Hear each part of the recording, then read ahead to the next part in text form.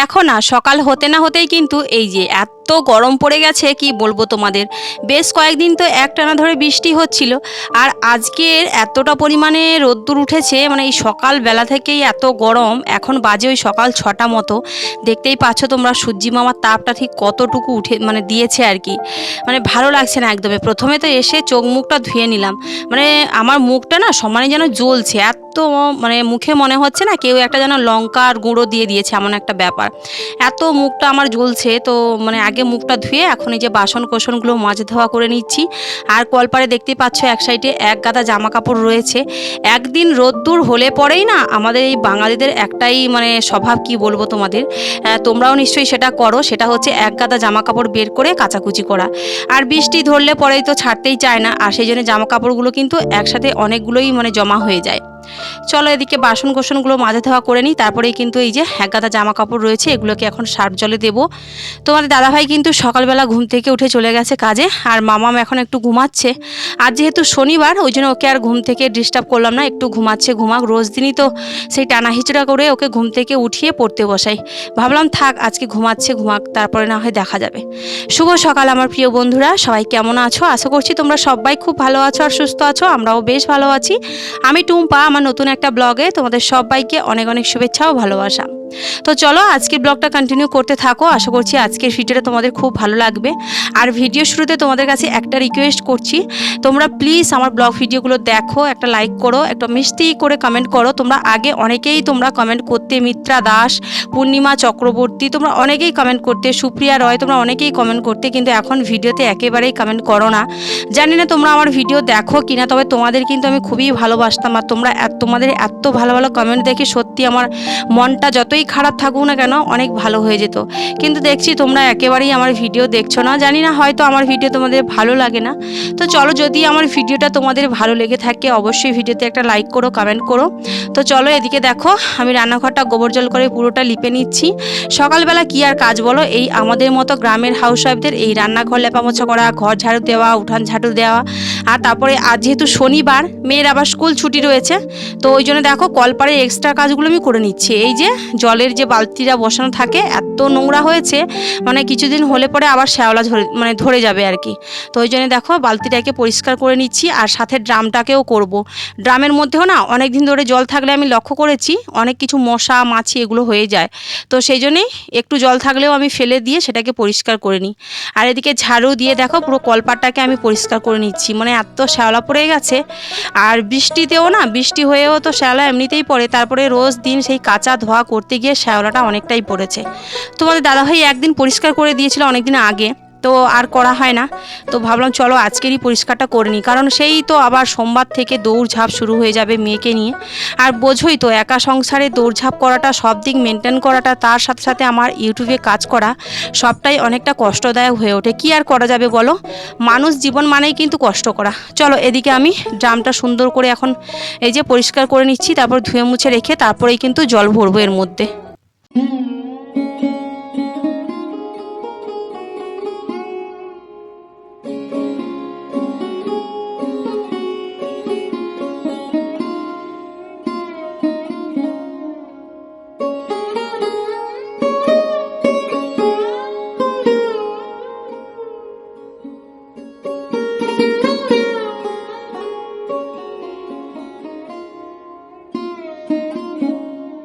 তো এদিকে দেখো ফাইনালি কিন্তু আমার এই যে জলের ড্রামগুলো আমি পরিষ্কার করে নিয়েছি। আর এখন এই যে সিলভারের গামলিটাও আমি ভালো করে পরিষ্কার করে নিয়েছি, কারণ এটা সবসময় এখানে বসানো থাকে, মানে কলপাড়ে বসানো থাকে।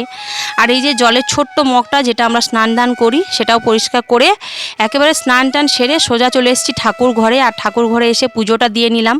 আর এই বৃষ্টির দিনে না সত্যি বলছি ঠাকুর ঘরে এই যে মাটিতে বসে পুজো করে না অনেকটা কষ্টদায়ক। দেখো আর নিচটা পরিষ্কার না করলে ভালো লাগে না, তো রোজ দিন লেপা মোছা করি ঠাকুরের সামনেটা, সেই জন্য কেমন একটা স্যাঁতস্যাঁতে ভাব হয়ে থাকে।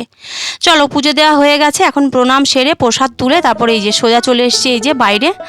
এক গাদা জামা কাপড় কাচা ধোয়া করেছি, তোমরা দেখেছো সার্ফ জলে যেগুলো দিয়েছিলাম, এক গাদা কাচা ধোয়া করে এই যে এখন মেলে দিচ্ছি।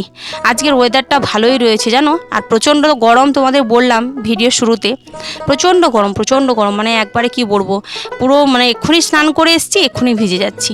চলো এদিকে জামা কাপড়গুলো ঝটাপট মিলে দিই, তারপরে তো আরও প্রচুর কাজ রয়েছে। আজ আবার মেয়ের স্কুলের জামাটাও কিন্তু কাচা ধোয়া করে দিয়েছি, না হলে রবিবার সময় নাও পেতে পারি সেই জন্যই।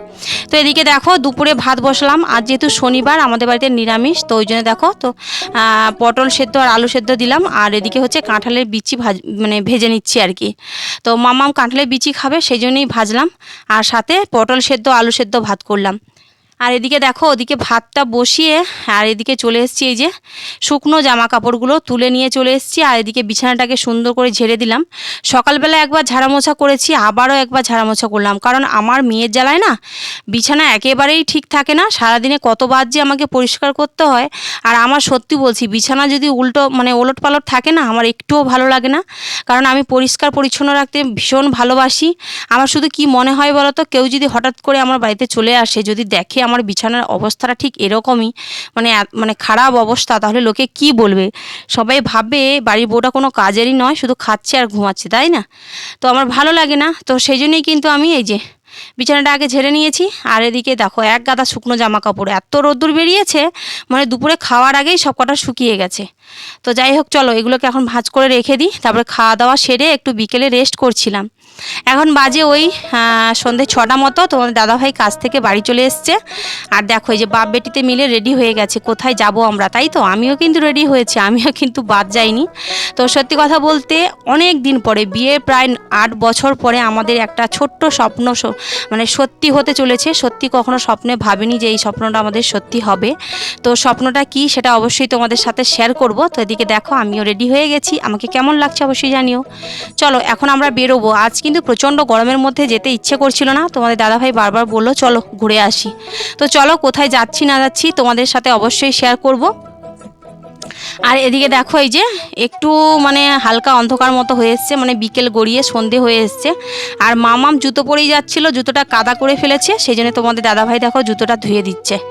বাবারা বুঝি এমনই হয়, তাই না? নিজেদের সন্তানদের কত খেয়াল রাখে। আমরা ভাবি শুধু মায়েরা নিজের সন্তানদের খেয়াল রাখে, কিন্তু নয়। এখনকার দিন বলো বা আগেকার দিন বলো, বাবা মা দুজনেই সমান। মা বাবা না থাকলে কখনো সন্তানদের মানুষ করা যায় না, তাই না? চলো এদিকে ওর পাপা জুতো ধুয়ে দিয়েছে, এখন মাম্মাম এই যে পরে এখন গটগট করে হেঁটে চলে যাবে। দেখো আবার অন্যদিকে তাকিয়ে উল্টো দিকে পা ঢোকাচ্ছে, উল্টো পাল্টা জুতো পরছে। চলো এই যে আমরা এখন এই যে রাস্তায় বেরিয়ে পড়েছি। এখন আমরা হাই রোডে যাব, গিয়ে তারপরে টোটোটা ধরবো।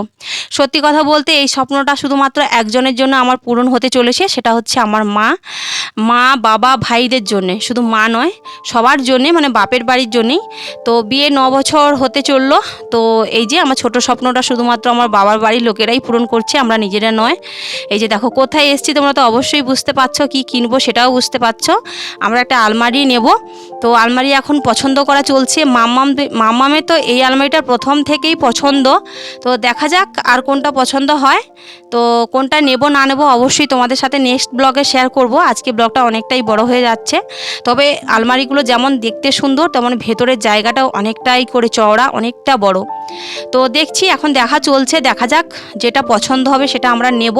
তারপরে এটা এখানে হোম ডেলিভারি দিয়ে দেয়। আমাদের এখানকার একটা কি বলবো, খুবই ভালো একটা দোকান, শোরুম বলতে পারো, দোকান নয়। দেখতেই পাচ্ছ শোরুমটা জাস্ট কত বড়। এখানে প্রচুর পরিমাণে কালেকশান রয়েছে, টেবিল চেয়ার পলঙ্ক, তারপরে আলমারি, শোকেস আলমারি, সব কিছুই রয়েছে। মামামের এই রাধাকৃষ্ণর আলমারিটা ভীষণ পছন্দ করেছে মাম্মাম, আর ওখানে একটা গোলাপের আলমারিটা পছন্দ করেছে। তো আমরা কোনটা নিয়েছি সেটা নেক্সট ব্লগে তোমাদের সাথে শেয়ার করব। বাড়িতে এসে দেখো রুটি করেছি আর দুধ ছিল, দুধ গরম করেছি, এটাই হচ্ছে আমাদের রাতের খাবার। তো চলো আজকে ব্লগটা এখানে শেষ করছি। ভিডিওটা ভালো লাগলে লাইক কমেন্ট শেয়ার করে পাশে থেকো। Good night, tata.